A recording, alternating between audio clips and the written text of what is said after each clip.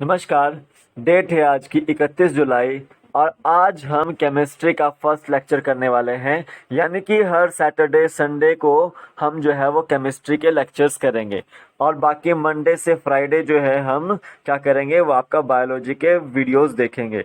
ठीक है, तो आज हम चैप्टर करने वाले हैं some basic concepts of chemistry. यहाँ पर हम बेसिक जो नॉलेज होती है केमिस्ट्री की उसको बांटेंगे, उसको शेयर करेंगे। एक एक करके वीडियो को देखिएगा लास्ट तक। और इन सभी एग्जाम्स में ये क्वेश्चन आ चुके हैं, बेसिक लेवल के क्वेश्चन है ये। और भी आपको एग्जाम्स में आपको देखने को मिलेंगे। यहाँ पे मैं आपको बेसिक लेवल से समझाऊंगा केमिस्ट्री क्या होती है। अगर आपने जो है जीके ट्रिक ऐप को डाउनलोड नहीं किया है तो डाउनलोड कीजिए, लिंक उसका डिस्क्रिप्शन बॉक्स में, आप वहां से डाउनलोड कर सकते हैं। केमिस्ट्री बैच मेरे द्वारा जो है वो आज जो है वो आज से यानी कि शाम को 3 बजे लिया जाएगा। तो आप जो है सैटरडे संडे को केमिस्ट्री के बैच में जरूर जुड़ें।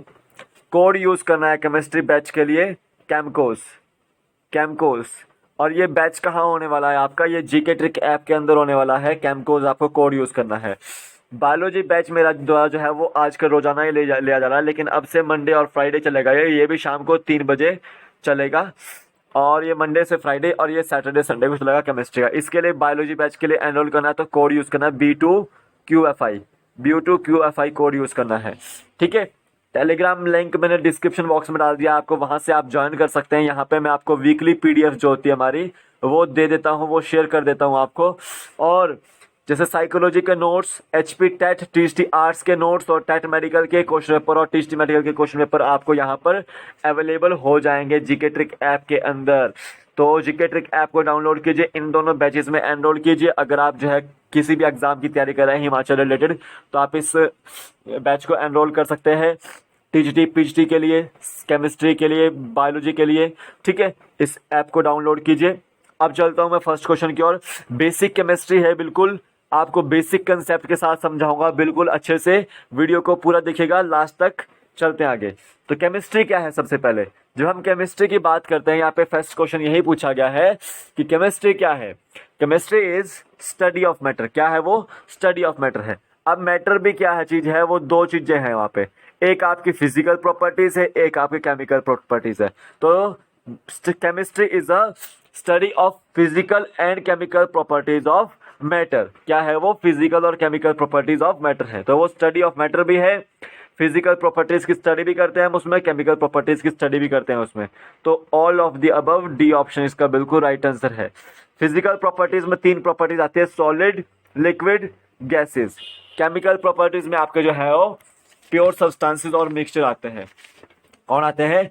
प्योर सब्सटेंसेस और मिक्सचर, जिसमें आपका प्योर सब्सटेंसेस में एलिमेंट्स आते हैं और आपका जो है वो मेटल्स, नॉन मेटल, मेटलॉइड्स आते हैं। और मिक्सचर्स में आपके होमोजेनियस और हेटेरोजेनियस मिक्सचर्स आते हैं। ठीक है, कंपाउंड्स भी आपके जो है वो आपके फिजिकल जो आपकी केमिकल प्रॉपर्टीज होती है इसमें आते हैं। तो याद रखना है आपको केमिस्ट्री क्या है वो, it is the study of matter, यानी कि it is the study of physical properties and chemical properties of matter. तो डी ऑप्शन इसका बिल्कुल राइट आंसर है, all of the above. Next question देते हैं, विच of the following is not a physical property of matter. इनमें से कौन सी physical property नहीं है मैटर की? तो मैंने आपको बताई 3 properties, physical properties, solid, liquid, gaseous. तो ये तीनों ही जो आपकी फिजिकल प्रॉपर्टीज है मैटर की, लेकिन लेंथ जो है आपकी फिजिकल प्रॉपर्टी जो है वो नहीं है। ठीक है, याद रखना है आपको।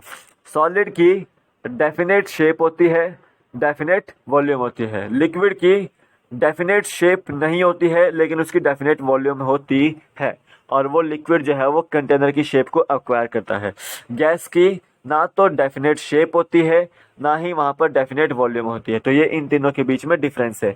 तो कौन सी फिजिकल प्रॉपर्टी जो है वो नहीं होती है, वो लेंथ नहीं होती। तो डी ऑप्शन इसका बिल्कुल राइट आंसर है।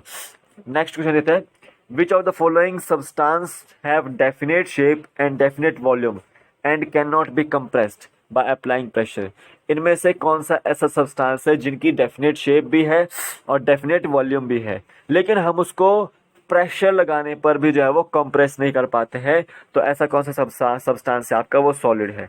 ठीक है, उसकी डेफिनेट शेप भी होती है और डेफिनेट वॉल्यूम भी होती है, लेकिन उसको हम कंप्रेस नहीं कर पाते। तो सी ऑप्शन इसका बिल्कुल राइट आंसर है। जैसे आइस होती है ना, आइस की एक डेफिनेट शेप होती है, क्यूब शेप होता है वो इस तरह से, और उसकी एक डेफिनेट वॉल्यूम भी जो है वो देखने को मिलेगी आपको। ठीक है, तो ना तो उसको हम कंप्रेस करेंगे पर कर पाएंगे प्रेशर के अप्लाई करने पर, लेकिन हम उसको कन्वर्ट कर सकते हैं एक स्टेट से दूसरे स्टेट में। ठीक है, याद रखना है उसको। नेक्स्ट क्वेश्चन देखते हैं, the gaseous state of water is regarded as, जो गैसियस स्टेट है वाटर की उसको क्या बोलते हैं हम, तो गैसियस स्टेट को हम क्या बोलते हैं, वेपर्स। वाटर की गैसियस स्टेट को हम क्या बोलते हैं, वेपर्स बोलते हैं।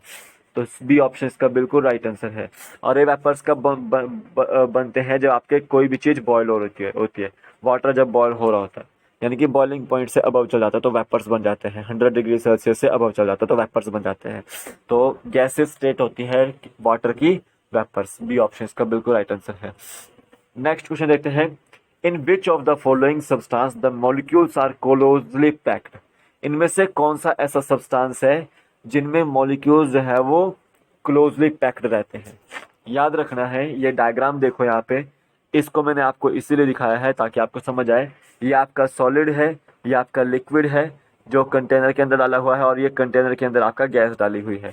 तो इसमें देखो यहाँ पर पार्टिकल्स जो है वो क्लोजली पैक्ड हैं।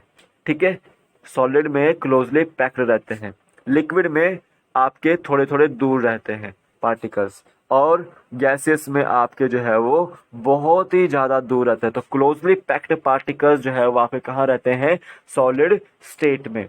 सी ऑप्शन इसका बिल्कुल राइट आंसर है। और याद रखना है, जहाँ पे क्लोजली पैक्ड पार्टिकल्स रहेंगे तो वहाँ पर आपको म्यूचुअल अट्रैक्शन ऑफ फोर्सेस भी जो है वो ज़्यादातर देखने को मिलेगी।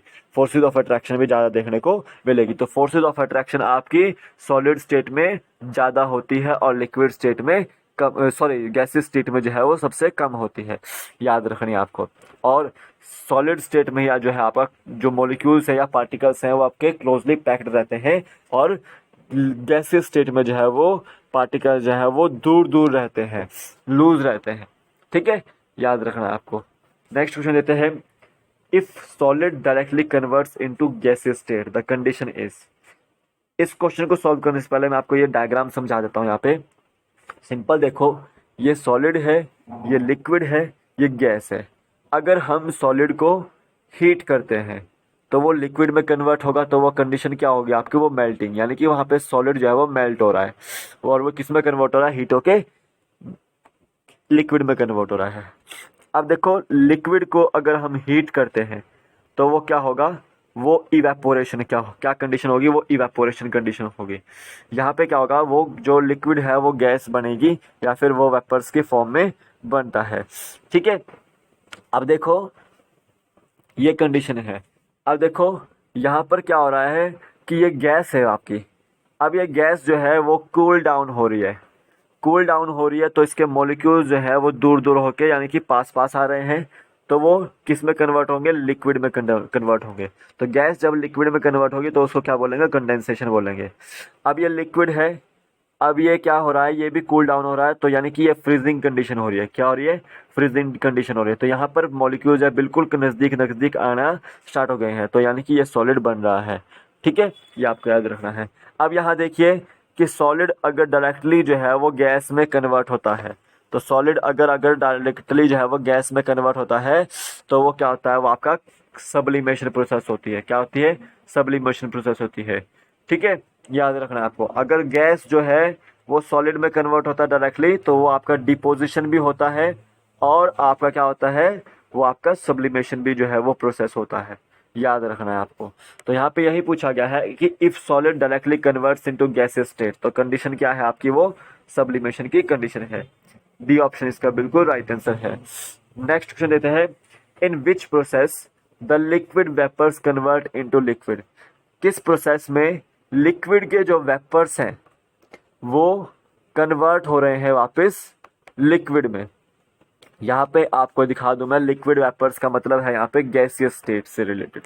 ठीक है, तो गैसियस स्टेट वापस कब लिक्विड में आएगी, जब वो कंडेंस होगी। क्या होगी, कंडेंस होगी। तो यहाँ पे कंडेंसेशन, इसका सी ऑप्शन इसका बिल्कुल राइट आंसर है। नेक्स्ट क्वेश्चन देते हैं, विच of the following do not have definite volume और डेफिनेट शेप। अब देखो यहाँ पर पूछा गया है कि इन्हीं में से किसके पास डेफिनेट वॉल्यूम नहीं होती है, ना ही उनके पास डेफिनेट शेप होती है। तो ऐसा किस में होता है, वो गैसियस नेचर में होता है, क्योंकि गैस के पास ना तो डेफिनेट वॉल्यूम होती है, ना ही उनके पास डेफिनेट शेप होती है। तो इसमें से गैस कौन है, वो आपका ऑक्सीजन है। ठीक है, ये आपको ये राइट आंसर, ए ऑप्शन इसका बिल्कुल राइट आंसर है।